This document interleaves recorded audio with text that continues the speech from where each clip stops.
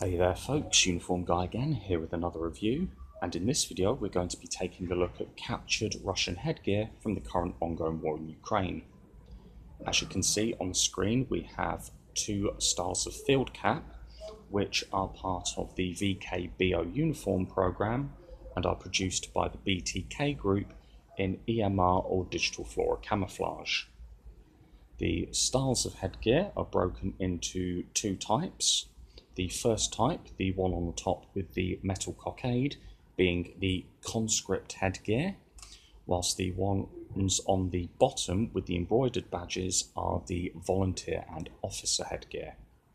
So I have looked at the volunteer and officer headgear in a previous video, but we'll look at the conscript one now, as I haven't actually seen one of these come up before, and this one recently entered my collection.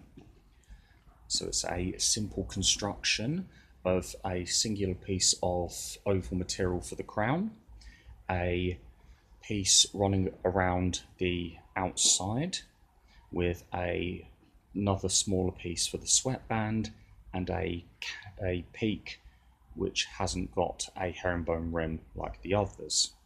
So I'll bring this closer. This one is actually quite similar to the American M1951 Ridgeway, which was seen worn by Fidel Castro when he met Putin in the early 2000s. So we'll bring this a bit closer. You can see the construction there, the metal cockade, no brim, no hat expander on the back.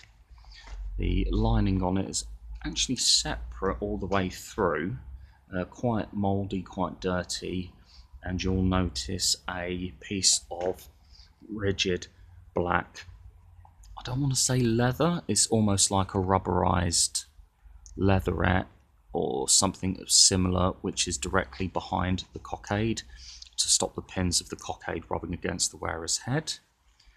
There is a herringbone twill sweatband, which feels quite rough. There's a lot of damage on this one, but there's the label there. If it shows BTK Group 57s, this one looks like a 50-50 mix. We have some washing instructions there if I bring it closer. You also see a date there, 0914. So this is quite an old cap. But yeah, very simple construction, quite small as well. Obviously not a lot of money has gone into producing that. And then we'll look at the others. So this is the one that was seen previously in one of my videos. This was the one that came from the port city of Kherson and was captured by a sniper. The removable chin strap, the baseball cap style adjuster in the back, and then if we can get the label viewable, as you can see this, let's get it viewable. As you can see, this is a 65-35 mix as opposed to the 50-50 mix of the conscript one, and the band is a lot more comfortable to wear. It's not a herringbone style. This one has got a rim on its peak as well.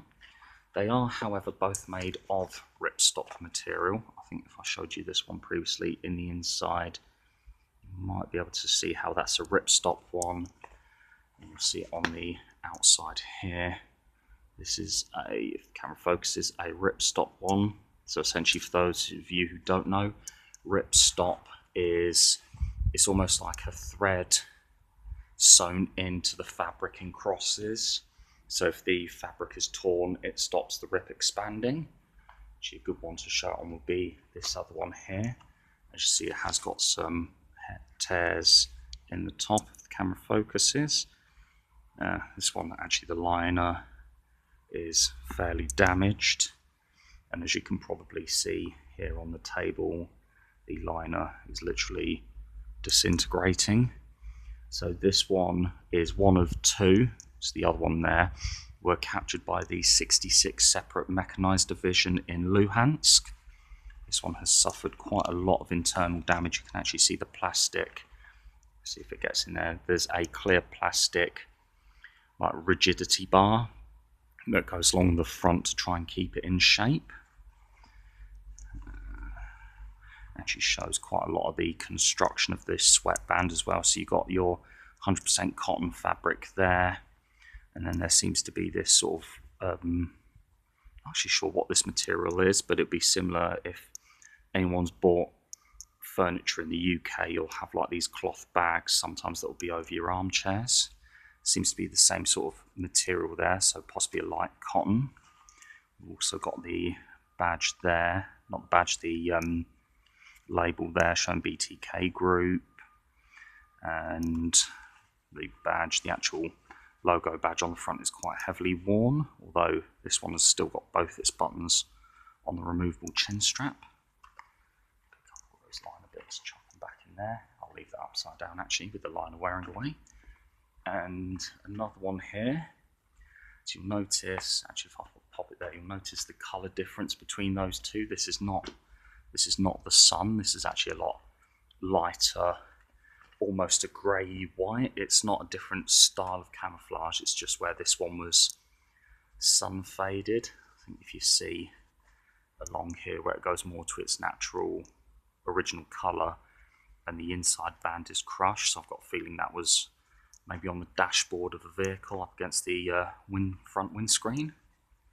I'll show inside again. Yeah, so you can see there where the clear plastic has split through because it's been crushed. You can feel it's been crushed. This one's also got a pencil or pen marking there, if it's coming through, of 24.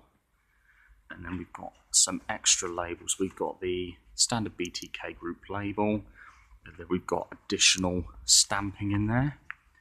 It's that one there. See if I can bring it closer. Got 0421, so that one was produced in 2021.